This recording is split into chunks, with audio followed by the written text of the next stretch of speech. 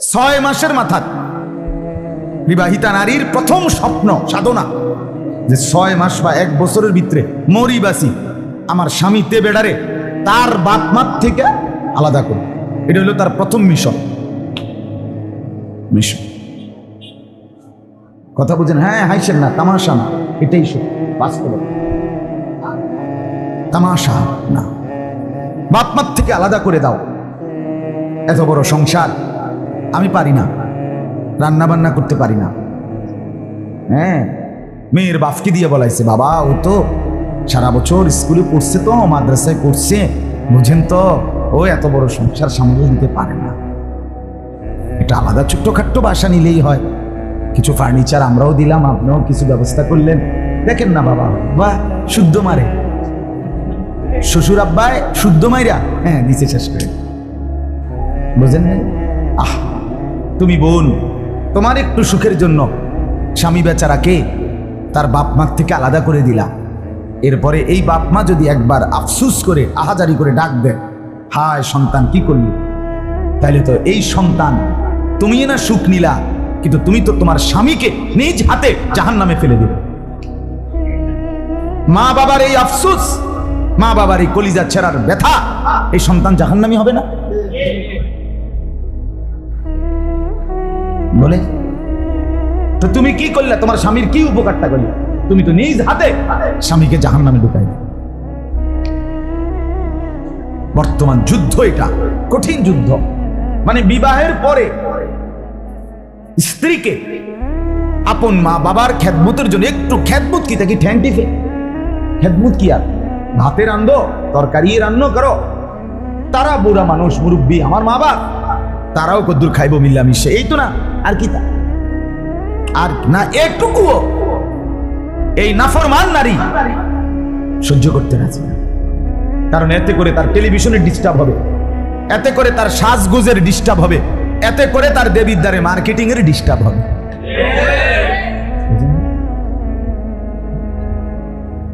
আহা, আফসোস, বেচারা স্বামীকে তো বরবাদ করে দিলা, তারে তো বরবাদ করে দিলা। আল্লাহ আমাদেরকে বুঝ দান করে। জন্য বলছি আর কি, যে আপন মা বাপ, এই ছোট ছোট বাচ্চা না, এতটা ছোট্ট বাচ্চা, তার হাতে মোবাইল আসলো কোত্থেকে? তার অভিভাবক। আল্লাহ নবী সাল্লাল্লাহু আলাইহি ওয়াসাল্লাম ইরশাদ করেছেন, কুল্লু মাউলুদিন ইউলাদু আলাল ফিতরা, প্রত্যেক মানব সন্তান, রাসূল বলছেন, ইসলাম মানার পূর্ণ যোগ্যতা নিয়ে পৃথিবীতে ভূমিষ্ঠ হয়। মায়ের পেট থেকে সন্তান যখন জন্ম নেয়, তার কসম, সে ইসলাম মানার পূর্ণ যোগ্যতা নিয়ে জন্ম। আল্লাহ তার দেহের গঠন এভাবে বানাইছেন, সে নামাজ পড়তে পারবে, এই যোগ্যতা দিয়েই। এটা কোনো গরু না, মানুষের পেটে গরু বাইর হয় নাই, মানুষের পেটের থেকে এটা ছাগল বের হয় নাই, মানুষের পেট থেকে এটা কুকুর বের হয় নাই, মানুষের পেট থেকে এটা মানুষ বের হয়েছে। আর আল্লাহ মানুষকে বানাইছেন ইবাদতের জন্য। তাহলে যদি যোগ্যতাই শরীরে না থাকে, ইবাদত করবে করতে বলে? তাইলে আল্লাহ নবী সাল্লাল্লাহু আলাইহি ওয়াসাল্লাম বলেন, ইসলাম মানার যোগ্যতা নিয়েই জন্ম নেয় প্রত্যেকটা সন্তান, প্রতিটা সন্তান।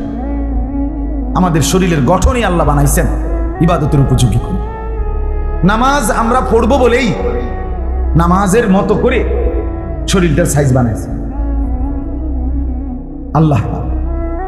যদি আমাদের নামাজ পড়তে না হইতো, শুধু খানা আর ঘুম আর লজ্জাস্থানের চাহিদা পূরণ, তাহলে গরু, ছাগল, কুকুর, বিড়াল এরাও খায়, এরাও ঘুমায়, এরাও তাদের যৌন চাহিদা পূরণ করে। নাহলে কুত্তার ছাও হয়নি, বিড়ালের ছাও হয়নি, গরু ছাগলের বাচ্চা হয়নি, তাহলে বোঝা গেল খাওয়ার, ঘুম, লজ্জাস্থানের চাহিদা তাদেরও পূরণ। তো তারা তো শব্দে এই অবস্থায় আছে, উপর হইয়া, গরু, ছাগল, কুকুর, বিড়াল। তাহলে এই অবস্থাতেই তো বোঝা গেল এই 3টা চাহিদা পূরণ হইতে পারে, পারে কিনা বলেন না কেন? তো তাহলে আমারে মানুষ বানাইয়া 4 আইটেম বানাইলো কেন? আমি দাঁড়াইতেও পারি, আমি বসতেও পারি, আমি শুইতেও পারি, আমি উপরও হইতে পারি, এমন কাজ হুদা ভাত খানার লেগে হইলে? শুধু ঘুম যাওয়ার জন্য হইলে তো ছাগল বানাইলেই চলতো। শুধু যৌবনের চাহিদা পূরণের জন্য হলে তো কুকুর বিড়াল বানাইলেই চলতো? বলেন বলেন ভাই, ইনসাফের সাথে আবারও বলছি, মনোযোগ দেন, আপনার দিল থেকে শুনেন। ছেলেরা একজন ভাই, তুমি মনোযোগ দিয়ে শোনো, তুমি ডানে বামে তাকাইও না, বরকত হবে। ভাইয়া, তোমার দিলকে তুমি শোনাও, তোমার বিবেককে তুমি শোনাও। তোমার কোনো বন্ধু শুনে না তাই বলে তুমি নষ্ট হইও না। আমি প্রতিদিন বলি এ কথা, সমাজের কেউ না বলুক, তবুও নিজের জীবন নিজে নষ্ট করার কোনো অধিকার নেই। ওয়ালা তুলকু বিআইদিকুম ইলা তাহলুকা, আল্লাহ বলে বান্দা নিজেকে নিজে ধ্বংসের দিকে ঠেলে দিও, নিজেরে নষ্ট করো না, বরবাদ করো না। কোরআনে আল্লাহ বলছে, আমার বান্দা নিজেকে বরবাদ করে দিল, আমারে ভুলো না বান্দা, ক্ষতিগ্রস্ত হয়ে আমারে ভুলে কেউ লাভবান হয় না। তুমি কেমন হয়? তোমার চাইতে কত বুদ্ধিমান, কত শক্তিধর, কত ক্ষমতাশালী আমি পৃথিবীতে ধ্বংস করছি, তুমি কে? আওয়ালাম ইয়ালাম আন্নাল্লাহা কাদ আহলাকা মিন ক্বাবলিহি মিনাল কুরুন মান হুয়া আশাদ্দু মিনহু কুওয়াতান ওয়া আকসারু জামা। কারুনকে আল্লাহ বলছে এই কথা, এটা কোরআনের আয়াত। কারুন যখন বলছে আমি আল্লাহর রাস্তায় খরচ করব না, আল্লাহ বলছে যাকাত দাও, কারুন বলছে এগুলো আল্লাহ আমারে দেয় নাই, ইন্নামা উতিতুহু আলা ইলমিন ইনদি, আমার সমস্ত সম্পদ আমি আমার বিদ্যা বুদ্ধি আমার ব্রেন খাটাইয়া কামাই করছি। কোরআনের আয়াত, সূরা কাসাসের মধ্যে। আল্লাহ বলছে আচ্ছা ঠিক আছে কারুন, তুমি তাহলে জানো না যে তোমার আগে শক্তিতে এবং ক্ষমতায় সম্পদে সর্বদিকে বেশি ছিল এমন বহু অবাধ্য জাতি ব্যক্তিকে আমি ধ্বংস করেছি। তোমারও একটু দেখাইতে আছি স্যাম্পল। ওয়াখাসাফনা বিহি ওয়া বিদারিহিল আরদ, আল্লাহ বলেন এরপরে আমি কারুনকে তার ঘরবাড়ি সহ মাটির নিচে টান দিলাম, একদম মাটির নিচে জিন্দা, ঘর বাড়ি স্বর্ণ রৌপ্য সমস্ত প্রাসাদ সহ দাফন হয়ে গেছে। গতকালকেও কোরআনে আছে, লম্বা সুন্দর যদি এটা বলতাম, গতকালকেও যারা কারুনের সাথে মুসাফা করছে, আপনি ভাগ্যবান, চেহারাটা আপনি তেল তিল্লা, শরীরটা দেখলে মাশাআল্লাহ নয়ন জুড়ায়, আমার আড়া দেখলে চলাফেরা দেখলে আল্লাহ দিছেও আমাদের সুখ বাইয়া বাইয়া করতে আছে, আমি পয়সা দেখতে।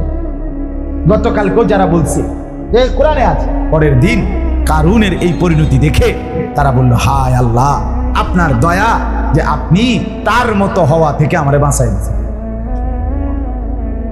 আয় খোদা, কালকে রাত যদি তার ঘরে থাকতাম তো আমিও টানা পড়ে, আল্লাহ না রক্ষা করছে, 10-11টার দিকে বাইরে গেছি। বুঝেন নাই কথা? হ্যাঁ, এজন্য এটাই বলতে চাইছিলাম, আমাদের জিন্দেগির গঠন, আমাদের জীবনের গঠন দরকার, আমাদের মধ্যে এই অনুভূতি জাগানো দরকার। তো বলতেছিলাম বাচ্চাকে নবীজি বলছেন ইসলাম মানার যোগ্যতা নিয়ে প্রত্যেকটা মানব সন্তান ভূমিষ্ঠ। আল্লাহ আমাদেরকে কেন এভাবে বানাইল? শুধু খাওয়ার জন্য, ঘুমের জন্য, যৌন চাহিদা পূরণের জন্য না বাস। তাহলে এই 4 আইটেম লাগতো না, তাহলে প্রমাণ হলো 4 আইটেম, দাঁড়ানো, উপর হওয়া, বসা, শোয়া, 4 আইটেমে আল্লাহ বলেন আমি বানিয়েছি, তোমাকে নামাজে দাঁড়াইতে হবে, রুকু দিতে হবে, সেজদা দিতে হবে, আত্তাহিয়াতুর সূরতে বসতে হবে। তোমার নামাজ পড়তে হলে এই 4টে আইটেম লাগবে, এজন্য তোমার দেহকে আমি এই 4 আইটেমের আন্দাজ দিয়ে বানিয়েছি, ইবাদতের উপযুক্ত। নাই তো বানাইতাম না। এই হাত এখান থেকে এখানে, এই হাতের তালু যেদ্দুর, আমাদের এখান থেকে এখানে এদ্দুর, আপনি মাইপা দেখেন একদম 100-100। কারণ এই 2 হাতের তালুতে পানি নিয়া আল্লাহর হুকুম যে সমস্ত চেহারা নামাজের পূর্বে অজুতে মুখমণ্ডল দৌত করা ফরজ, এনে পানি যেদ্দুর আমার মুখে, আল্লাহ বলেন আমি এটা মিলাইয়া দিছি, কারণ আমার বান্দা ইবাদতের উপযুক্ত করে আমি তার দেহ বানাইছি। একবার সব মাইপ পাই কোনো বেহিসাবি না, এই আঙ্গুল এটা এক সাইজ, এটা এক সাইজ, এটা এক সাইজ, তুমি মনে করো না বান্দা। আল্লাহ বলেন এটা বেহিসাব না, এটা দেখতে এরকম, কিন্তু এমনি মিলাই দেখো এটা মিলে যায়। তুমি দেখো এটা একটু বাঁকা, এই বুড়া আঙ্গুল, এই 4টা সোজা উপরের দিকে, এমন কেন? তুমি যদি বলো, আল্লাহ বলেন তাহলে এটা যদি বাঁকা না করি তুমি গুনবা কি দিয়া বান্দা? তাসবিহ পড়বা কি দিয়া? আরে তাসবিহ বাদ দাও, 10 টাকা 12 টাকা 14 টাকা গুনবা কি দিয়া? বলে এই আঙ্গুল দিয়ে এই আঙ্গুলে গোনা যায়, এটা দিয়ে এটাতে গুণা যায়? আল্লাহ বলেন আমি এটাই জন্যই দিকে সরাই দিছি, বুঝে শুনে দিছি, প্রতিটা অঙ্গ বুঝে দিয়েছি। দাড়ি আমি বুঝে দিছিলাম বান্দা, তুমি বুঝলাম, তুমি সালাক, তুমি মাতবর, আমি বুঝাই দিছি বেটা। আঙ্গুল আমি বুঝা দিছি, 5টা কেন দিলাম আমি বুঝে শুনে দিছি। চেহারা আমি এতটুকু কেন বানাইলাম আমি বুঝে শুনে দিছি। নাকের নরম জায়গায় ফরজ গোসলের সময় পানি পৌঁছানো ফরজ, ফরজ কিনা জানেন? এই যে নাক ভাঙ্গে যে, এটারে কয় নরম জায়গা, এই ভাঙ্গে যে দূর, আমরা প্রত্যেকের নাক ভাঙ্গে না, এই এনে যে দূর নরম জায়গায় এনে দূর। এই কোষের মধ্যে কেউ যদি পানি নেয়, এই হাতের তালুর কোষে এনে পানি আটে যে দূর, নাকের নরম জায়গায় পৌঁছাইতে পানি লাগে, ঠিক আছে?